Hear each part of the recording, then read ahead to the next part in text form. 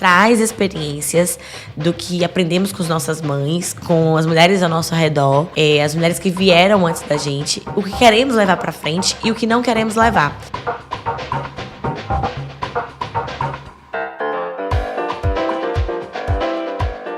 Desculpa te interromper aqui, esse episódio pode ter gatilhos. Sim. Então, se você tá passando por uma fase, passando por uma situação delicada ou que uma violência doméstica, alguma coisa do tipo, possa te trazer gatilhos nesse momento, que esse episódio pode ter gatilho. Então, fica aí o aviso.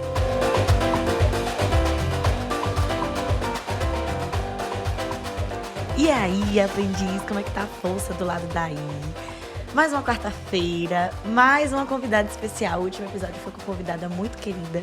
E agora, essa convidada é uma convidada que vocês escutam muito eu falar dela aqui.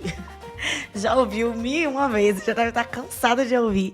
Mas a história dela é muito interessante. E aí, pessoas que têm o que a gente vai falar, pessoas que têm pais, por favor, manda um direct pra gente fazer. Pra gente gravar um episódio juntas. Mas esse episódio eu ainda não tô com um título exatamente pra ele. Só que ele é com Bruna Lima. E aí, amiga, como é que tá a força? Tá indo. Força tá sendo recuperada. Sendo recuperada, né? Bruna, acho que eu já contei aqui, mas eu vou apresentar um pouco dela e ela também vai falar sobre ela. Nós criamos umas amizades, ó. Criamos uma amizade em 2020. 2020, na Irlanda. Ela acompanhava o meu canal no YouTube, na época, que era o Você Vai Embora. E tá eu lá na fila do supermercado, no Tesco. E ela fez, Você Vai Embora! E, gente, eu sou muito empolgada. Acho que eu tava com tanta abstinência de ver pessoas. Naquela época, tava ainda com muitas restrições em relação à pandemia. E ela começou a falar muito bonitinho, assim, nossa, eu acompanhava seu canal, você me ajudou muito no Brasil, eu tava doida pra te ver e tal. E aí me deu uma vontade espontânea de dar um abraço nela. No meio da pandemia no auge, todo mundo de máscara e com distância social, né? E eu, vem cá, dá cá um abraço. Acho que nessa hora eu fiquei, nossa, como ela é legal. Tipo, ela me deu um abraço no meio da pandemia, todo mundo preocupado de ficar doente. Mas, contando o lado da história de cá, eu acho que eu enquanto estava no Brasil, eu acompanhava muito o canal. E eu acompanhei o canal para conseguir fazer todo o processo do intercâmbio, né? Enfim, assistir os vídeos para marcar visto, aquela coisa toda. E a primeira vez que eu vi a Indy na rua, ela estava no celular atravessando a rua. E eu lembro que na época eu mandei mensagem pro meu companheiro da época. Eu falei, a Indy do Você Vai Embora, atravessando a rua, você não sabe quem que eu vi. A Indy do Você Vai Embora, atravessando a rua. A Indy do Você Vai Embora. Enquanto eu tava no Brasil, eu ainda brinquei com ele. Eu falei assim, a gente podia tanto ser amigo dela, né? Quando a gente for pra Irlanda. Já pensou? E, enfim, o destino fez isso aí acontecer. Ai, que lindo, né? Que bom que deu tudo certo. E aí, enfim, essa amizade começou, Bruna. Eu falei, menina, eu tô procurando trabalho, me indica aqui. E desde então, nós somos amigas, porque ela me indicou, comecei a trabalhar no Tesco. A gente compartilhou muito corre. Ixi. Junta. Muita caixa pra repor ali no Tesco, o estoque do Tesco. E ela me treinou e tal. E foi uma amizade que foi se fortalecendo aí nesses 9 meses que a gente trabalhou juntinhas, todo final de semana. Intensos 9 meses. 10 horas de shift seguidos no domingo. Nossa! E aí, uma coisa que gerou muita identificação entre eu e Bruna, essa é a Bruna Lima, que eu sempre falo aqui, foi a nossa ausência de pai nas nossas vidas. Quando a gente ia trocando ideia, a gente falava, né, a gente não tem pai. Não, pra você ter ideia, o nosso gerente, ele é um querido, assim, Thomas. Ele era um polonês, mas ele era casado com brasileiras. Às vezes ele soltava umas palavras brasileiras aleatórias, assim, com a gente. E aí teve um dia que Bruna machucou o dedo, e aí ele foi lá no coisa do kit de primeiros socorros e botou um band-aidzinho no dedo dela e deu um beijinho, tipo, como o pai faz com o filho. Aí ela veio, nossa, amiga, o Thomas deu um beijinho no meu dedo. Ela com o olhinho cheio de lágrimas, ela parecendo um pai. Eu, amiga, vamos chamar Thomas de painho, velho, ele é nosso pai. E aí, às escondidas, a gente chamava ele de painho, eu chamava ele de painho, ela de papai. E quando eu fui pedindo pra ir embora, né, do Tesco, eu falei, Thomas, eu tenho que te contar um negócio. eu te chamava de papai, painho. Aí eu expliquei, né? Painho é como se fosse little dad, em inglês. E aí foi muito engraçado, assim, ele era muito querido. E, amiga, se apresente um pouco antes da gente entrar aí nessa história. Quem é Bruna Lima? Como é que você se apresentaria? Nossa, que pergunta difícil, né? É sempre muito difícil, amiga. Eu acho que de um tempo pra cá eu tento não me definir por trabalho. Eu tenho 26 anos. Novinha, né? Novinha, Diária é muito mais velha do que eu, claramente. Eu moro na Irlanda já vai fazer 5 anos, então tenho uma bagagem aí bem grande, pesada e uma história longa, né? Enquanto intercambista, enquanto imigrante. Hoje eu estou como fotógrafa. Eu trabalho com social media excelente também. fotógrafa, por sinal. Obrigada. Com grande apoio dos meus amigos e das pessoas que eu trabalho. Sou muito apaixonada por arte, tudo que envolve arte, então eu acho que eu posso me considerar, me chamar de artista, né? Pode, por que sim. não? Acho que é isso. Artista, canceriana. Amorzinho demais. Amorzinho demais, materno todo mundo. Cuido mais do problema dos outros do que dos meus. Muita terapia. Freud explica. Que mais que eu posso falar de amiga, mim? de Brasília. Sou de Brasília. Na Brasília, não. Na verdade, Lusiânia, eu morava né? em Goiás. Eu sempre fico nessa de, Brasília, Goiás. Você nasceu onde? Eu nasci em Goiás. Lusiânia. Não, eu nasci em Quirinópolis. Uma pequena cidade chamada Quirinópolis. E ao longo dos anos fui mudando de cidade. Já morei em tudo quanto é lugar no Brasil. E há pouco tempo atrás eu morava em Lusiânia e trabalhava em Brasília. Então eu sempre fico nessa de tipo assim, sou de Brasília, sou de Lusiânia, porque boa parte assim desses últimos anos antes da Irlanda eu fiquei muito em Brasília também. E o que é família pra você, amiga? Hoje. Nossa, gata, começamos pesado. Família. Pergunta, Indy.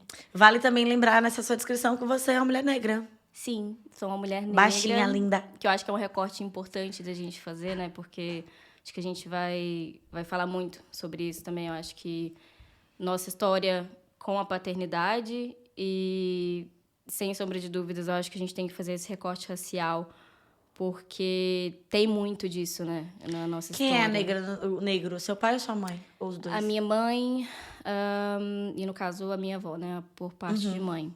Meu pai é branco. Família.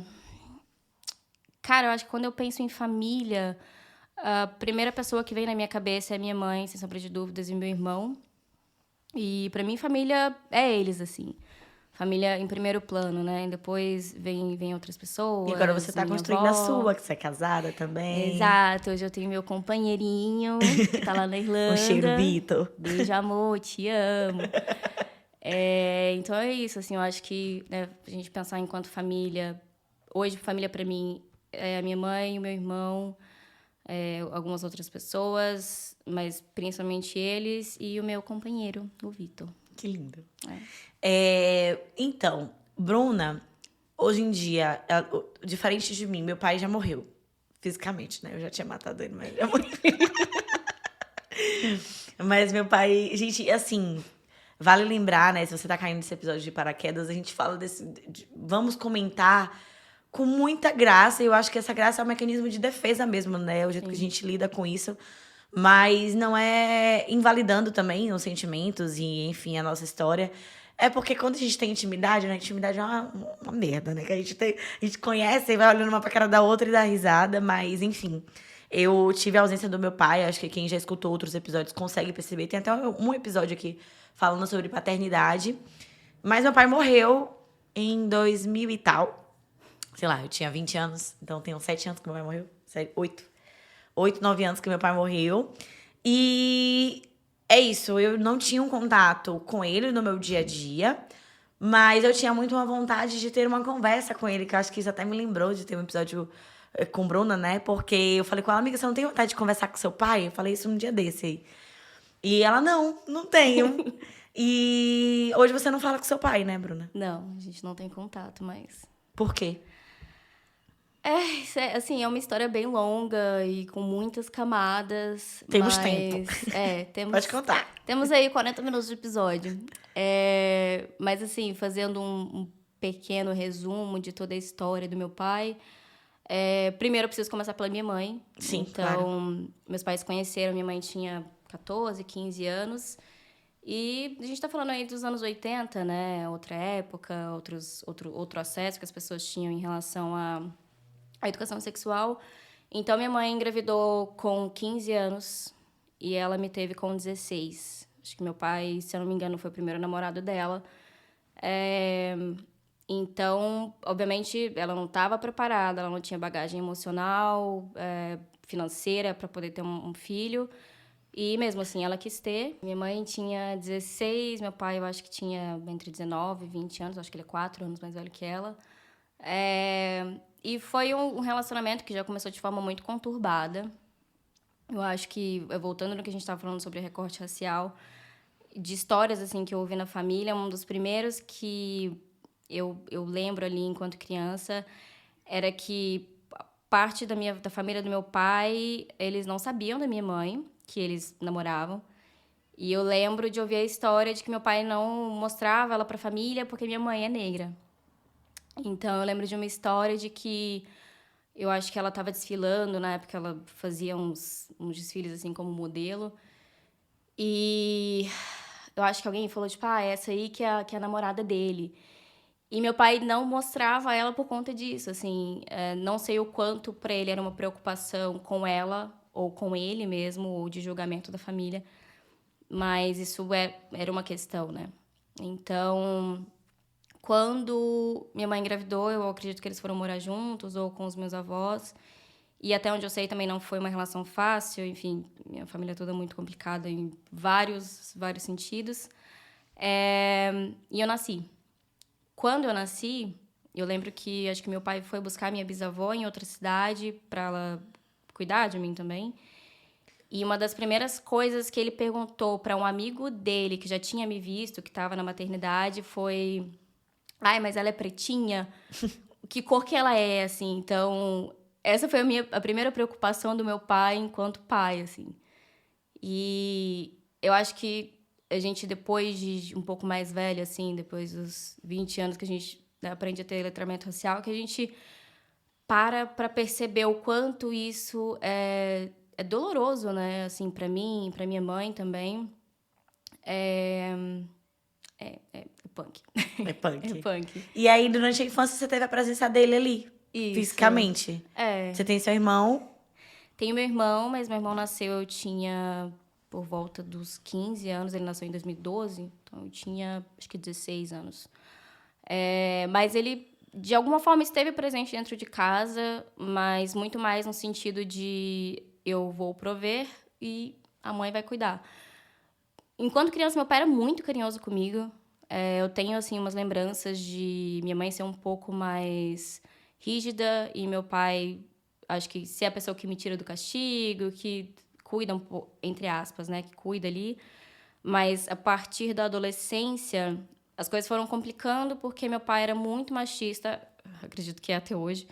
Ele era uma pessoa muito machista, tanto com minha mãe quanto comigo. Então, desde muito pequena, eu já ouvi histórias de tipo: mas quando namorar vai apanhar, porque não quero, porque não vai namorar. Então, quando eu tinha ali meus 12 anos, a gente começa a ter namoradinho em escola e tal, e tudo era muito escondido. Nem minha mãe sabia na época. E era um dos maiores medos, assim, que meu pai descobrisse, né? Quando eu comecei ali a dar uns beijinhos e tal, aquela coisa da adolescência, uma vez eu fui sair com os amigos, que era muito raro, porque eu também não podia sair, meus pais não deixavam. Hoje eu entendo que era um pouco a preocupação de que eu engravidasse cedo também, normal, mas também não me permitia viver experiências que são tão importantes enquanto adolescente, né? E aí eu lembro de um episódio, assim, que acho que foi o que marcou a minha adolescência, a minha relação com meu pai, que eu fui sair com os amigos e, na verdade, eu saí para ver esse namorado da época. E o meu pai passou na frente do local depois de um tempo e ele não me viu. E aí ele desceu do carro e entrou. Quando ele entrou, eu tava beijando esse menino. E aí ele começou a gritar e o menino, obviamente, caiu fora, porque ele também estava com medo. E eu lembro que eu entrei no carro e meu pai começava a gritar comigo e ia me dar tapa. Eu lembro que ele... Eu vou tentar não ser muito gráfica, assim, porque é meio pesado, mas ele começou a me bater, basicamente. E quando chegou em casa, ele me bateu mais, minha mãe tentou impedir, não tinha como, ele trancou a porta, enfim. Então, ele me violentou, fisicamente. E isso me marcou demais, assim, pro resto da minha vida. Tanto na minha relação com ele, quanto eu como pessoa. Então, a partir disso, tudo foi muito complicado na nossa relação. Você tinha quantos anos nessa época? 12 para 13 anos, eu acho que dentro da cidade, assim. Então, assim, eu falo engasgada ainda, porque é uma coisa que me marcou demais.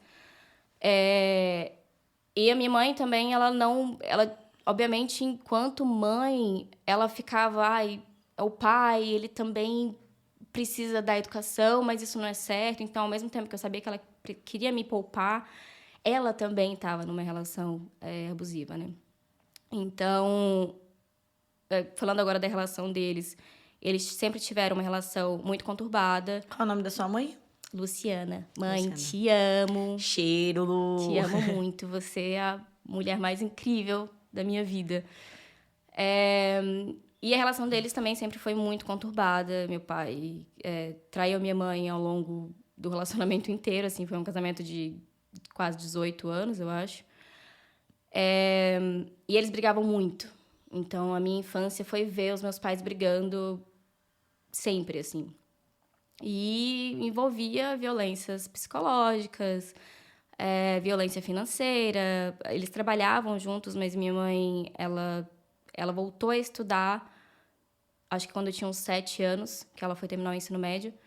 E até isso para ele era um problema, porque ele tinha ciúme que ela estudava. Nossa. E assim, na época eu acho que eu sabia que aquilo era errado, mas é muito complicado. E, enfim, o relacionamento deles era péssimo. E eu sabia disso, mas também, enquanto criança, não tinha nada o que fazer. E o nosso relacionamento também era ruim por conta disso. E na adolescência, depois o que aconteceu só piorou, assim. A gente se falava cada vez menos. Eu não tinha abertura nenhuma com ele para compartilhar nada. Então, ele sempre foi o pai no sentido, vou colocar dinheiro em casa e vou falar não. Então, sempre que eu pedi alguma coisa para minha mãe, pede pro seu pai. E eu sabia que ele não ia deixar. Então, assim, a minha adolescência foi muitíssimo limitada. Eu saí muito, muito pouco, assim, porque eles não deixavam mesmo. Com quantos anos você parou de falar com ele? Qual foi o estopim? Então, o estopim foi uma das traições que ele e minha mãe... que ele fez com a minha mãe, né? Numa dessas últimas traições, minha mãe resolveu realmente separar, realmente divorciar. O estopim de tudo, acho que foi no divórcio deles. Então, numa das traições, minha mãe resolveu divorciar. E meu pai se tornou uma pessoa muito pior do que ele já era. Assim, ele nunca foi um marido bom ou um pai ideal, muito longe disso. E aí, nessa época, já tinha meu irmão era novinho, ele tinha aí 3 anos. E começou todo um problema por conta de pensão. Então, na época, meus pais não tinham uma condição financeira ruim. Meu pai, na época, tinha dinheiro. Só que ele procurou de todas as formas de esconder qualquer tipo de patrimônio que eles tivessem juntos. Nada muito diferente do que a gente vê com várias outras famílias, né? Então, ele continuou fazendo todos os tipos de abusos psicológicos e financeiros com a minha mãe, de não mandar dinheiro,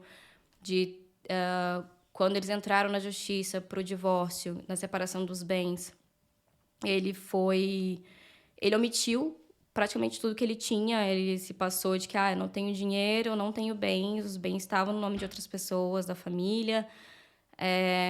Então, minha mãe ficou à mercê, assim. Ela não tinha trabalho, porque ela sempre trabalhou com ele nas empresas que eles tiveram. E tudo é muito difícil de provar, né? A justiça, hoje em dia, é tudo muito complicado, burocrático, e tem que provar. Então, minha mãe saiu, assim, quase que de mãos abanando do divórcio. E, além disso, ele ainda não pagava a pensão do meu irmão. E ainda hoje temos muitos problemas com isso. Seu irmão tá com quantos anos hoje? Hoje ele tá com 12 anos. Então, essa história já vai fazer aí uns 10 anos. Né? E a gente parou de se falar porque, nessa época, eu falava pra ele, eu falava, olha, tu tem que pagar pensão, você tem que... Acho que eu já estava um pouco mais madura, então eu tinha uma certa maturidade para conversar com ele de igual para igual. Só que qualquer coisa que eu falasse, eu estava sendo desrespeitosa.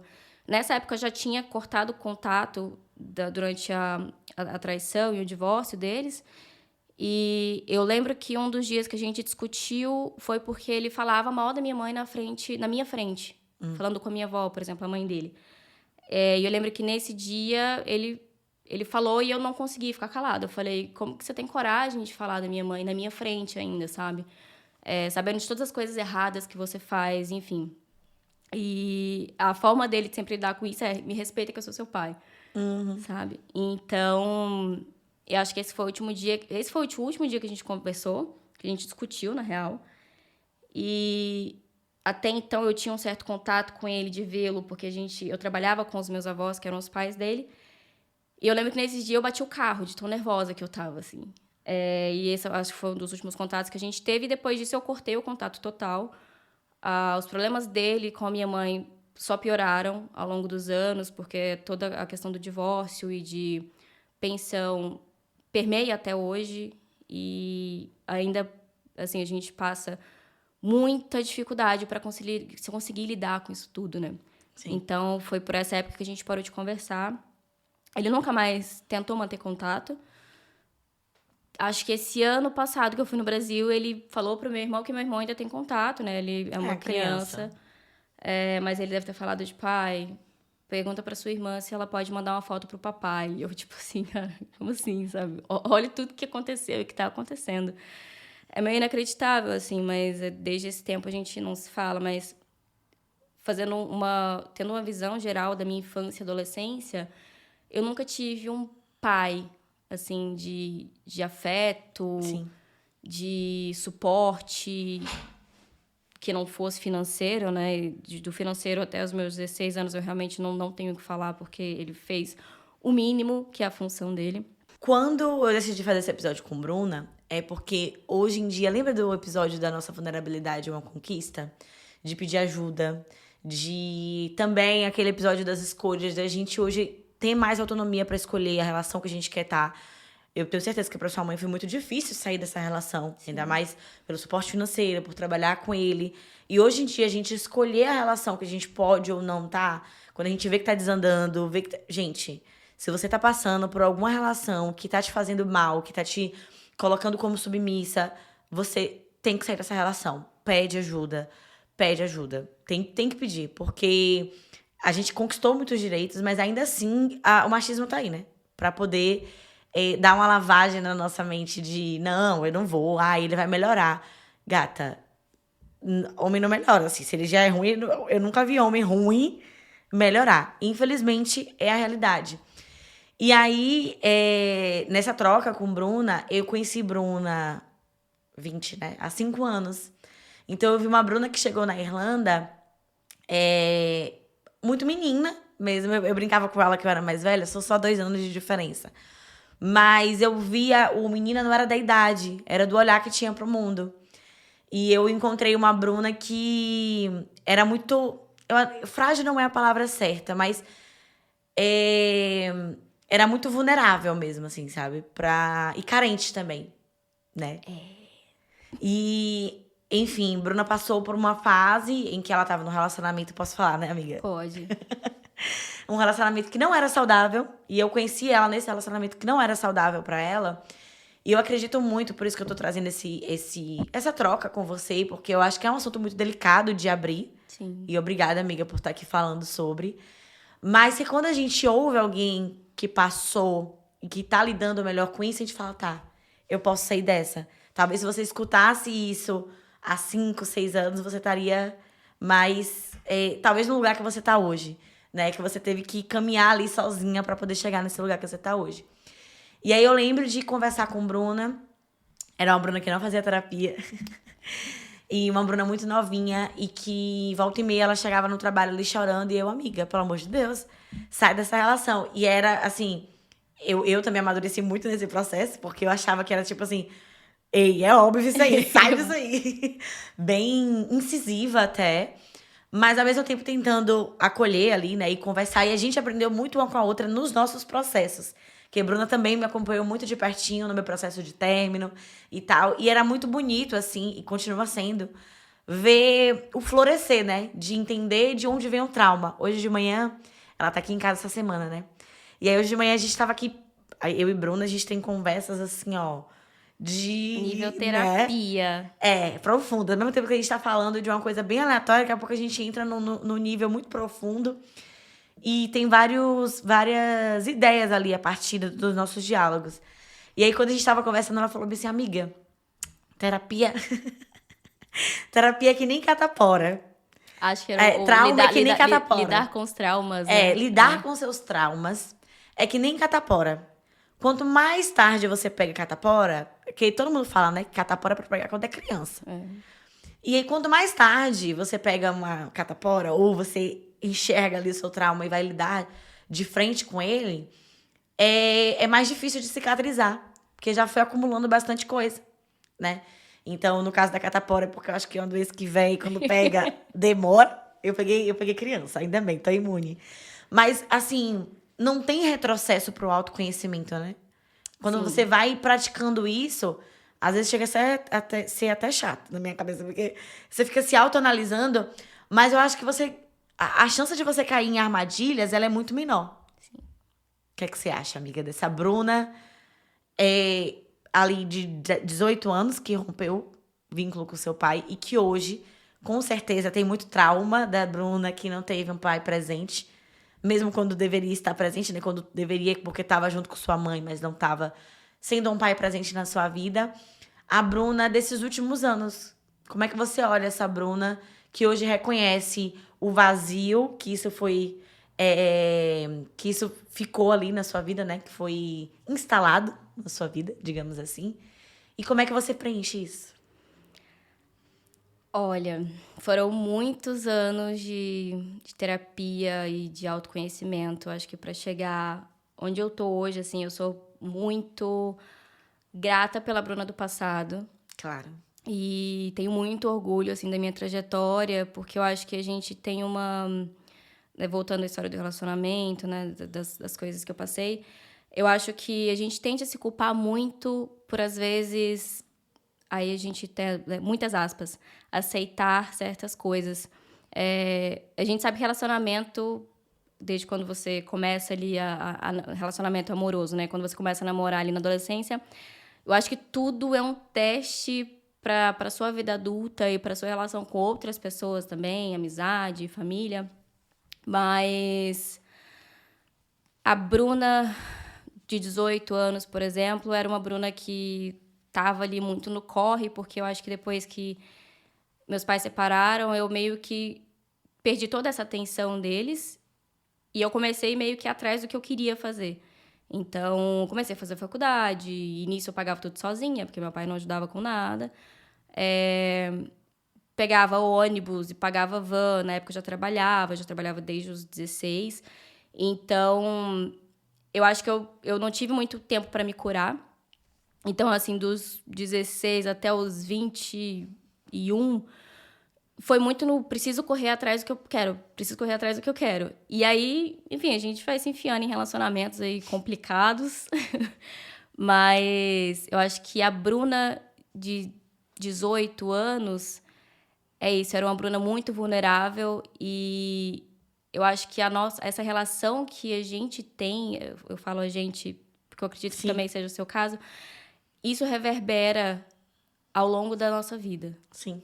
Então, a falta que a gente teve de um pai, às vezes a gente procura isso em outra pessoa. Sim. Qualquer figura masculina que dá um pouco de atenção, você olha. Tipo, nossa, que coisa incrível. Tipo, ele prestou atenção nisso que eu fiz. E eu acho que a gente só percebe isso depois de viver muito, né? Essas experiências e de ser negligenciada de várias formas. E a gente entende que essa falta, ela sempre vai estar ali. Eu sempre falo que, assim, a minha mãe, ela me completa na maternidade e na maternidade. Porque eu acho que aquela história de, tipo, minha mãe é mãe e pai. Mãe é mãe, sabe? O papel do pai, ele só não tá ali. A mãe, ela tá fazendo tudo que ela pode dentro das condições dela. Mas a minha mãe, ela sempre foi esse suporte pra mim, assim. Porque eu, olhando de fora, vejo um amadurecimento, né? Isso. Muito grande e uma autopreservação também, um autocuidado muito maior. E não de autocuidado, a gente, no sentido de skincare, não é isso. É um autocuidado mesmo de, cara, isso aqui não tá me fazendo bem. Isso aqui não é pra mim. E isso, a gente tá falando aqui do amor romântico, né? Mas também de amizades, né? Eu acho que era aquela coisa assim que... É engraçado que quando a gente vê de fora situações, hoje em dia... Enfim, e morando fora, você tem muitos conhecidos, mas é difícil ser amigo mesmo de alguém, né? E por isso que eu falo muito da Bruna Lima, Bruna Freitas, Fran também, Thaís. São essas 4 pessoas que eu acho que eu consegui ter essa conexão morando fora, nesses 6 anos. Ou seja, 6 anos morando fora, 4 pessoas de realmente ter uma conexão, de ir na casa, que você sente que é família. Lógico, tem outras pessoas que eu considero ali como amiga, que eu troco ideia e tal, que eu convivo. Mas que você, tipo, o Bruno tá passando a semana aqui em casa, acredito que ela esteja à vontade, né? Tipo, Total. é uma coisa de família, sabe? Que ultrapassa isso. Foi que nem quando ela falou, amiga, eu vou precisar e tal, pra resolver uns BO. Eu falei, amiga, tá, minha rotina não vai mudar muito porque eu não tava programada. Aquela coisa que você tem até intimidade pra ser 100% sincera, né? E aí, é muito bonito ver esse florescer e essa evolução, porque hoje você tá numa relação saudável. Sim. Uma relação que te faz bem, que te traz cuidado. Obrigada, meu amigo Vitor, meu cunhado. E quando a gente tem isso, olhar, tipo, é uma coisa que eu particularmente também penso muito, né? Que às vezes quando eu tô assistindo alguma coisa com o meu querido, eu falo assim, nossa, é tão bonito ter pai. E ele fala, vem pro papai.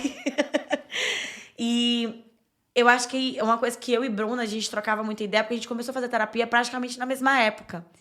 Então a gente foi entrando nesse autoconhecimento e autodescobrimento também, de entender de onde vinha cada coisa, meio que juntas. E a gente entrava nas bads meio juntas. E a gente, hoje marido de Bruno e hoje meu querido, que é meu noivo, a relação da gente começou praticamente no mesmo tempo. E a gente tava tendo as mesmas noias, que era, nossa, esse cara é muito querido. Tá alguma coisa errada aí. Eu não quero confiar nesse cara. E eu acho que eu aprendia muito te ouvindo, que era engraçado, né? Que eu falava, fala isso pra você mesmo. E quando eu te falava também era isso, essa troca, né? E te ver hoje escolhendo com quem você quer estar por perto. É uma coisa que eu acho que quando você tem uma negligência na sua família, paterna, materna, ou algum trauma, né? Gente, os traumas da infância, eles vão reverberar na nossa vida pra sempre. E aí a gente vai tendo ferramentas pra lidar com isso melhor, né? E aí hoje, olhando assim, tipo, o que foi acontecendo com você é tipo, tá, hoje você tem ferramentas pra lidar muito melhor. Exato. Então, essa ausência, ela já não te... O vazio tá aí, mas você consegue entender de onde vem e ir preenchendo com coisas que te fazem bem. Exato. Eu acho que como a gente vem crescendo junto, e eu sou muito grata hoje pela minha rede de apoio. E as minhas amigas, eu vejo o que elas passam e eu tento trazer essa vivência para mim também, né? Eu vejo as dificuldades de outras mulheres e penso, isso aqui já aconteceu comigo, ou poderia estar acontecendo comigo. Mas eu acho que todo esse processo de autodescobrimento faz a gente, acho que, saber de onde que vem essa dor, de onde que vem essa necessidade, às vezes, de tu ter uma atenção masculina. É claro que a gente está falando de machismo, a gente está falando de vivências do passado, mas, principalmente, das referências que a gente tinha de casal enquanto a gente era criança, né? Então, eu acho que se eu olho para trás para minha família, por exemplo, a maioria dos homens traíram suas mulheres ao longo do tempo, ao longo do casamento, dos casamentos que ainda estão juntos, os que não estão também traíram. E de pensar, porque a gente normaliza certas coisas, do tipo, eu via meu pai tratando minha mãe desse jeito, então eu acho que é isso. E hoje, que a gente tá num relacionamento leve, a gente fica com medo, porque, óbvio, a gente tem uma certa síndrome do abandono, ou uma coisa de tipo, putz, eu fui abandonada de várias formas, fui negligenciada de várias formas, será que eu vou ser negligenciada dentro desse relacionamento também? E a minha terapeuta, beijo, Dai, você foi importantíssima em todo o meu processo terapêutico, mas ela me falou uma coisa que eu achei linda e que eu trago comigo, que certas relações curam outras relações que foram ruins, ou curam certas feridas, sabe? Então, eu acho que hoje, eu estar num relacionamento que eu sou respeitada, que eu tenho atenção e... Que você é a prioridade, né? Exato, que eu sou a prioridade, mas que, tipo assim, a pessoa ela cuida de mim e me permite cuidar dela também, óbvio. Mas que não é uma relação de, tipo... Não é a relação de pai e filha. Claro. É uma relação, né, de companheiro e companheira. E que essa pessoa não demanda nada de mim, sabe? Que eu acho que isso, assim, me dá um calorzinho no peito de pensar isso. Ele é o meu ponto de apoio. É um porto seguro. Um porto seguro, exato. Muito tempo a gente não teve. Eu tava até na última sessão de terapia, eu falando de algumas coisas dessas noias, né? De problema de ausência de pai. E pra mim é muito difícil confiar numa figura masculina. Sim. E essa figura masculina sendo branca, pior. E assim, na minha cabeça, assim, cara, ao mesmo tempo que eu olho e eu vejo todos os traumas, eu fico assim... Eu amar esse homem aqui é porque ele é muito foda, porque... Não é fácil. As amarras que eu tinha, não era qualquer homem que ia lidar com isso, querer ficar, mesmo botando todas as dificuldades.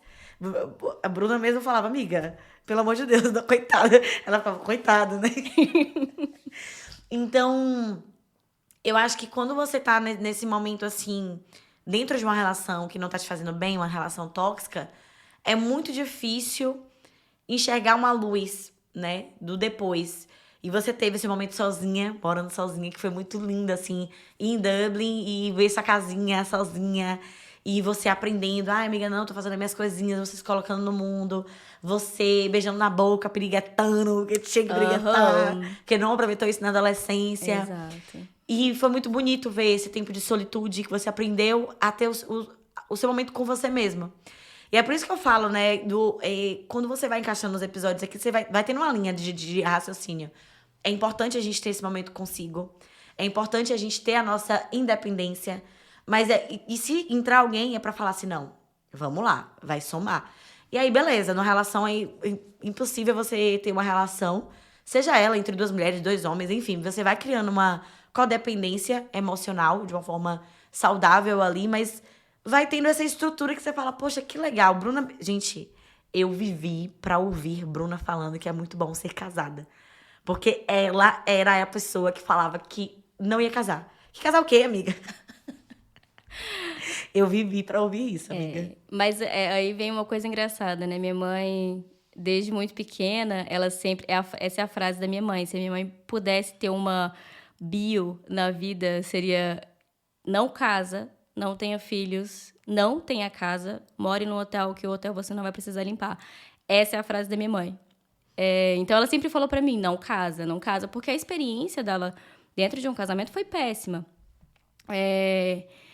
E assim, acho que isso nunca reverberou de uma forma ruim ao longo da minha vida, mas eu sempre pensava assim, cara, não tem por que casar. Eu tive uma experiência de estar morando com alguém e, assim, né, foi um relacionamento com várias questões. E depois disso eu falei, cara, não dá mais pra mim, assim, não dá pra morar junto, não dá pra... não casar, né? Porque eu acho que o casamento a gente tem esse entendimento de que é morar junto e viver a vida junto. Então eu pensava, vou viver a vida aí, tranquila, beleza, ter meus casinhos, né? Beijar a galerinha e tal. Mas o casamento em si, eu falava, cara, dá muito trabalho, é muito difícil, me consome muito emocionalmente. E, claro, assim, não tirando a minha responsabilidade dos relacionamentos que eu tive, mas eu sempre fui uma pessoa muito vulnerável e muito dependente emocional dos parceiros que eu sempre tive ao longo da vida. Parceiras que eu tive ao longo da vida. Então, assim, hoje eu experiencio um relacionamento que é leve, que não me suga e não me demanda tanta energia. Claro que relacionamento demanda energia de qualquer forma. Mas não é uma energia que te tira a vontade de estar no relacionamento. É uma energia de tipo, putz, vamos resolver isso aqui. Conversa, resolve. É a escolha diária, é uma atenção, é o cuidado. Exato. São coisas que são necessárias porque é isso. Amor é construção. Bell Hooks que o diga. E é uma escolha diária você tá ali com a pessoa, né? Exato. Então é muito difícil. Eu acho que é isso da referência, né? De não poderia até ser o título do episódio. Não casa, não tenha filhos, mas. Né? E aí, gente, casa. Tenha filho se você quiser. Porque Bruna, ela não quer ter filho, mas ela fica aqui enchendo o meu saco pra ser tia. Quero ser titia. Tô louca pra ser tia. Não case, não tenha filhos. Enfim, tenha a sua autonomia pra escolher. Mas se você casar, que seja com uma pessoa incrível, do jeitinho que você é. E é isso. Eu acho que quando você consegue entender o seu valor no mundo, você não deixa mais ninguém te diminuir. Exato. E é isso, quando eu acompanhava a relação anterior, né, que Bruna tinha e tal, ficava, mano, como é que essa menina incrível tá deixando esse bosta? Esse pedaço de merda.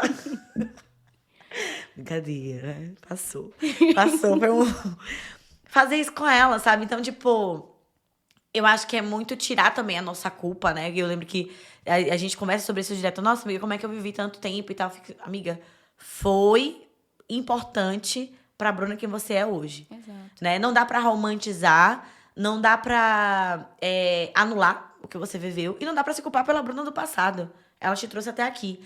Mas uma coisa que gente, errar, todo mundo vai.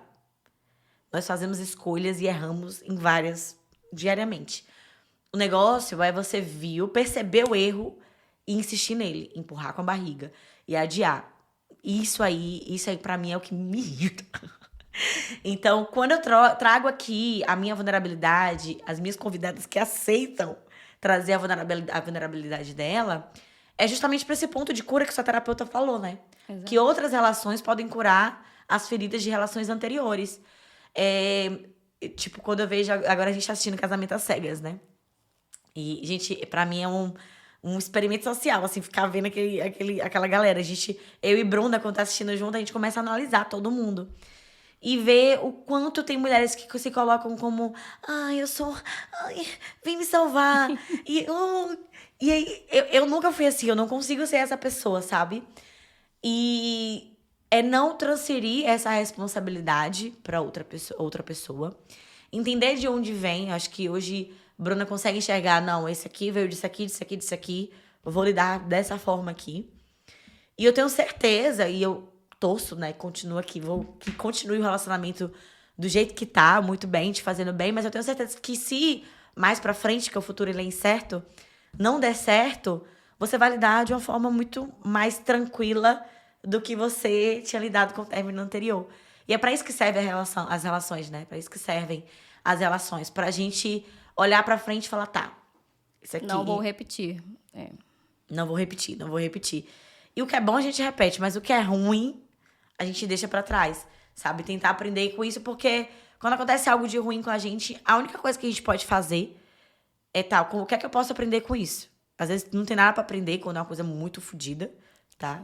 Não dá pra romantizar, tem coisas que não queria ter passado e que não era pra gente ter passado, né? Não precisava. Não precisava, tá bom? Por quê? Pra quê?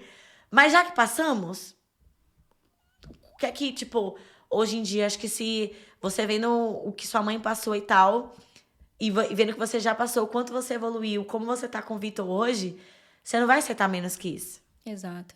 Exato. Eu acho que isso ajuda a gente a moldar os nossos limites, né? E saber até onde vale a pena seguir um relacionamento quando isso tá te consumindo muito, ou isso tá te ferindo de alguma forma, né? Porque Sim. tem muitas coisas em relacionamentos que ferem a gente. Então, eu sempre quando vi o relacionamento dos meus pais, eu pensava, eu não quero isso pra mim, sabe? Eu não quero viver isso aqui. E essa era a minha ideia de casamento. De tipo, é briga, é problema, é traição. E eu acho que eu tinha essa ideia até antes de conhecer meu companheiro. Até as coisas irem acontecendo Sim. de forma que eu me sentisse segura de falar, cara, acho que casar é pra mim, né? E a gente tem umas brincadeiras hoje que a gente faz, que quando a gente deita na cama pra dormir e se embrulha, né? Friozinho. Tanto ele quanto eu, a gente fala assim, nossa, ser casado é muito bom, né? E é isso, assim, ser casado é muito bom quando você tem um companheiro que te respeita, que é companheiro, que entende as suas limitações e que respeita isso e que se esforça para estar com você, né? Então, eu acho que eu sempre comento isso com a Indy, que a nossa régua ela vai subindo. Sim. Infelizmente, por conta de relacionamentos ruins também, porque a gente vai, né, entendendo ali o que não serve pra gente. Mas a ideia é que a gente melhore cada vez mais enquanto pessoa única ali, eu com a Bruna, e eu para com o meu parceiro, eu para com a minha parceira ou com quem eu me relacione. Então, o casamento é uma delícia. Ai, amiga, é tão bom! Gente, eu falo isso, eu mesmo não consigo não rir, porque parece que eu tô indo contra tudo que eu ouvi a minha vida inteira, assim. Mas a minha mãe, por exemplo, ela apoia demais meu relacionamento. Ela é muito...